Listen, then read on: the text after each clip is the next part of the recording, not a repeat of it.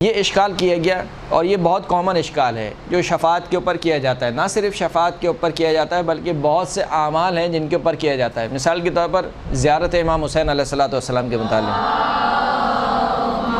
صلی اللہ علیہ وسلم،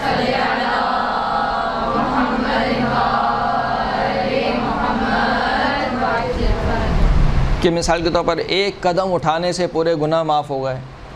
یہ کیسے ہو سکتا ہے؟ امام حسین کی زیارت کے لیے کوئی شخص اگر ایک قدم اٹھائے تو کیا ہوتا ہے؟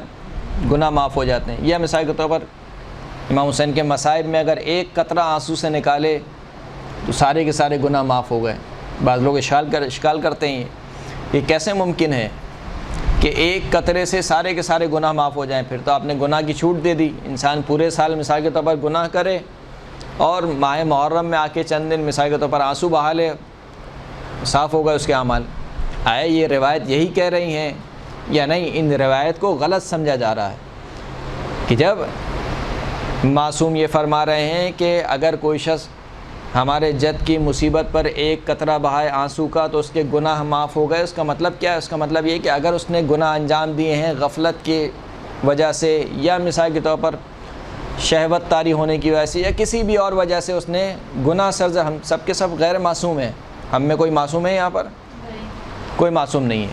ہم سب سے غلطیاں ہوتی ہیں، لیکن وہ غلطیاں کیسی ہوتی ہیں؟ لاپرواہی کی ہے مثال کے طور پر کہیں، یا مثال کے طور پر غفلت کی ہے اس وجہ سے، نہ یہ کہ عمدن اور جان بوجھ کر، یعنی جسے ہم بغاوت کہتے ہیں، بغاوت نہ کی ہو انسان نے۔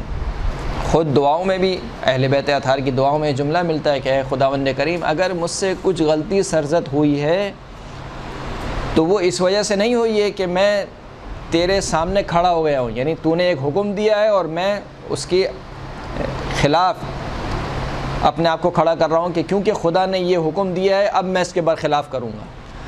بغاوت نہیں کی ہے انسان نے، لیکن غفلت میں مثال کے طور پر گناہ انجام دے دیے ہیں تو وہ گناہ سارے کے سارے کیا ہو جائیں گے؟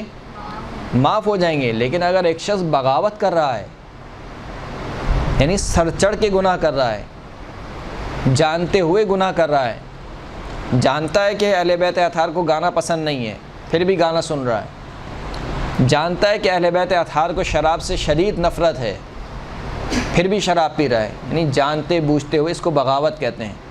تو اس کے یہ روایت یہ نہیں کہہ رہی کہ ایسے کوئی بھی گناہ معاف ہو جائیں گے، ایسے کہ گناہ معاف نہیں ہوں گے۔